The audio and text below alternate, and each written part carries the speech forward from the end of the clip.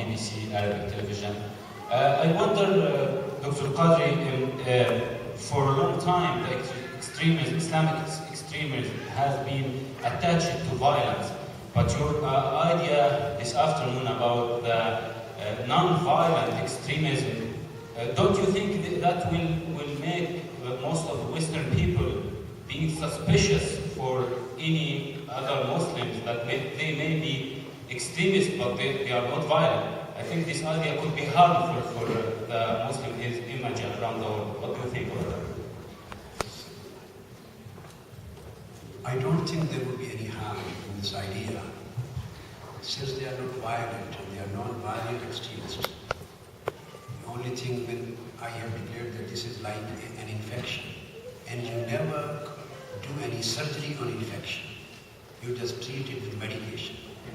So it doesn't mean to treat the non-violent extremism, there should be any surgical operation for them. No, I mean they should be treated in a good way, in a way of engagement, by giving them proper vision of Islam, the moderate teachings of Islam, to correct their views, because they never heard about that. They have been listening to the one-sided picture and vision of Islam. So the other side of the picture should also be given to them. And eye should be kept on them, just so that other extremists or terrorists, they may not exploit, they should not be allowed to exploit them. They should be saved from going further towards terrorism in a very peaceful way. Thank you. Thank you. Next. This is an intellectual treatment. Some people, some people in the front. Yes, please. Do you want to take the mic? Julie Anthony from Sky News. Do you think Britain has a particular problem with homegrown terrorism? Sorry? Do you think Britain has a particular problem with homegrown terrorism? With whom? With people who are born here? There is no doubt in that there is a problem in Britain, and the same problem is with America. And very little scale, there is some problem in North America, and in some of the European countries too. Since the population is quite bigger as compared to other countries, so the population, because of the population, you can see the scale of the problem is enhanced proportionally. This is everywhere. And the second thing is that wherever the people are living, they have some other ethnic backgrounds. One way or the other, they are connected with other parts of the world. And even if they were not connected with other ethnic backgrounds, still the internet today is available to everyone and is easily accessible.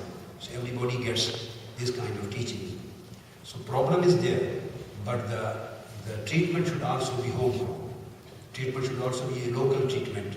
In this way, as the camp is being arranged, workshops can be arranged, seminars can be arranged at the local level, at national level, and international authorities can come to address, so that the Muslim youth and Muslim Ummah, they may become aware of the real and true message, and they may differentiate between right and wrong.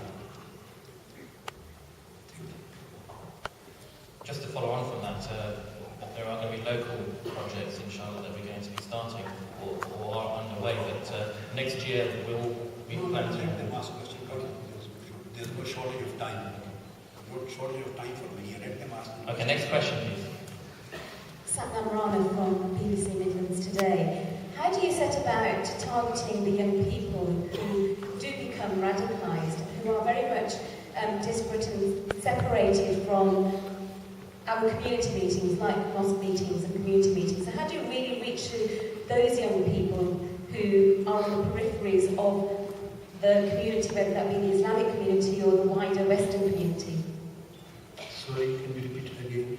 I'm talking about the young people who are on the edges of our society and on the edges of our communities. How do you actually reach out to those who are the most vulnerable when it comes to being susceptible towards extremist organisations? You know, these young people often aren't found in your local mosque and in big community gatherings. the young students, young people, although they are living in a very cultured and advanced society, and they are studying in colleges, universities, good subjects, they are being nicely educated. But at the same time, as I already mentioned, that they have many other links too. They go to various institutions, they have links with religious people, they have links with their ethnic backgrounds, there are international foreign policies and going on, and they keep on linked with one another through the internets and blogs and discussions. So they, being a Muslim, they are misguided. They are told as if some wrong and aggression is being committed in Muslim Ummah, and Muslim countries are not doing enough for them. So it is our responsibility to become revengeful or to protect the interests of Muslim Ummah. So their feelings as Muslims, they are exploited. And when these feelings are exploited and wrong concepts are given to them, these become the tools of ignition. Their passions are ignited. The jihad has become compulsory on you. Then the shahada concept of martyrdom is attached to this. And all these frustrations, wrong vision, wrong teaching, wrong concepts, and international situations, their analysis, they are not mature enough to differentiate, and they are not so much knowledgeable in Islam to differentiate between right and wrong. So these are various reasons that they become vulnerable to extremistic ideas. And the youth life, is a life of passion, life of sentiment. This life, they easily become anger, they get frustrated, they become angry, then they become revengeful, then they want to do something, even die, or it's better to die from this life and to do something for Islam, do something for the Muslim Ummah, do something for those who are suffering from these aggressions. So these kind of teachings and wrong exploitation, they make them vulnerable to their extremism.